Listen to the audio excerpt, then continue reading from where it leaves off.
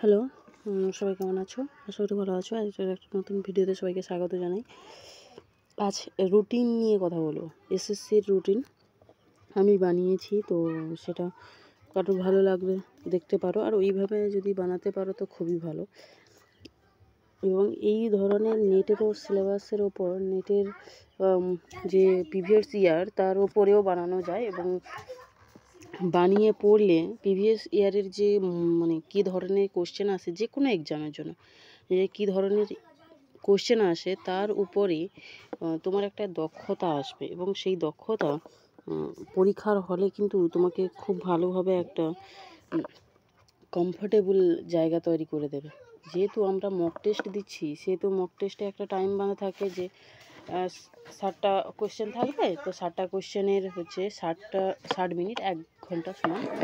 তো প্রত্যেকটা 1 মিনিট করে বাড়িতে বসে যদি ওইভাবে করো তাহলে অবভিয়াসলি, আর 60টা 120টা কোশ্চেন করতে 2 ঘন্টা তোমাকে দিতেই হবে। যেহেতু একটা পরীক্ষার এক্সাম দিতে চাইছো তুমি, তোমাকে দিতেই হবে, কিছু করার নেই ওটা। তারপরেও তোমাকে তো থিওরি পড়তেই হবে, এধার ওধার করে 4 ঘন্টা 5 ঘন্টা পড়তেই হবে। আচ্ছা, প্রথম থেকেই বলে দিই, আমি প্রথমে দেখেছি ডেইলি মক টেস্টের জন্য আমাদের সকালে যার যেটা সুবিধা, কারোর থিওরি পড়লে ভালো লাগে, কারোর মক টেস্টটা, আমার মক টেস্ট দিতে ভালো লাগে সকালটা, কারণ মাইন্ড ফ্রেশ থাকে এবং সমস্ত কিছু বুঝে বুঝে করে দেওয়াটা বেশ ভালো লাগে। এবং ডেট লিখে দিয়েছি, কোন ডেটে কি। আজকে ডেট দিয়ে শুরু করেছি, তোমরা যেহেতু আজকের ডেটে পারছো না তো কালকের ডেট থেকে করবে। আমার টোটাল 50 দিনের রুটিন বানানো আছে, টোটাল 62টা দিন। 62টি দিনের মধ্যে 6 দিন চলে গেল, মানে আজকে দিনকে নিয়ে 6 দিন চলে গেল, তো বেশি দিন আর বাকি নেই। তো এধার ওধার করে তোমার হচ্ছে এধারে 25 দিন আর ওদিকে 30 দিনই ধরো, 25 দিন 30 দিন সমান 55 দিন। আমি 50 দিনের করেছি, তো 6 দিনের মতন ছাড় দিয়েছি, কারণ আমাদের তো জীবনের এধার ওধার করে যখন তখন যেটা সেটা হয়ে যায়, তো সেই হিসেবে 6 দিন বাদ আছে।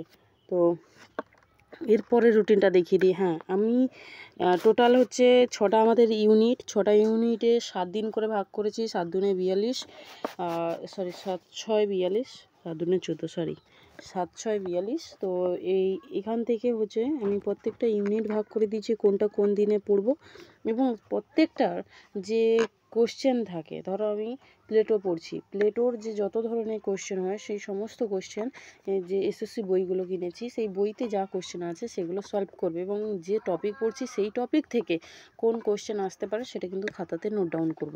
এটা ডেইলি কাজ আমাদের। এরপরে আরেকটা নিয়ম, প্রথম 25 দিন যেটা হচ্ছে জুলাই মাসে, তারপরে আগস্ট মাসের, এই শেষেরটা হচ্ছে আগস্ট মাসের। এটা ডেটটা লেখা নেই আগস্ট মাসের বলে, কিন্তু ওই 8 তারিখ যেটা দেখছো ওটা 8 যে মানে 19 8 25 8 মানে তুই জানোই যে তখন আগস্ট মাস পড়ে যাচ্ছে প্রত্যেকটা ইউনিট। এবং শেষের যে কটা দিন আছে, শেষের 15 থেকে 25 মানে 10 দিন কিন্তু যে টপিক সম্পর্কে আমি পড়লাম, যেগুলো আমার ভুল মনে হচ্ছে, যেগুলোতে ডাউট আছে, সেগুলোকে নিজেকে ভালো করে সেগুলো বুঝে বুঝে পড়তে হবে এই 10 দিনে। তারপর রিভিশন মারতে হবে সমস্ত টপিক, যা টপিক আছে সেই সমস্ত টপিককে রিভিশন মারা, এবং তার যে নোট বানিয়েছি সেই নোটগুলোকে দেখা। হ্যাঁ বলো। তারপর আজকে রবিবারে আমার এই ডেটে, আজকের ডেটে হচ্ছে এই আমার হচ্ছে সিরিয়াল মক টেস্ট হচ্ছে কী কী দেবো, 1 নম্বর দেবো এবং 14 নম্বর দেবো, দিচ্ছি। তারপর হচ্ছে হ্যাঁ, তারপরে এথিক্সের পোর্শনগুলো পড়াশুনো করব, আর কোশ্চেন যেগুলো ভুল হবে হ্যাঁ নিয়ে যাব।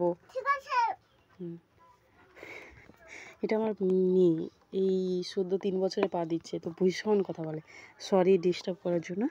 আর এই আমার মোটামুটি আজকের রুটিন, এবং এই 2 মাসের রুটিনটা আমি করে দিলাম। তো তোমরা যদি ভালো লাগে তো এটা অবশ্যই লিখে পড়তে পারো, এবং ডেলি এরকম রবিবার ধরো 6 তারিখে কী কী টপিক আছে, কী কী করতে হবে আমাকে, সেটা একটা কাগজ করে লিখে সামনে মারিয়ে দিতে হবে, যাতে তুমি ওইটা মনে করে আজকে সারাদিনে কী করবে না করবে সেটা লেখা থাকে। Thank you.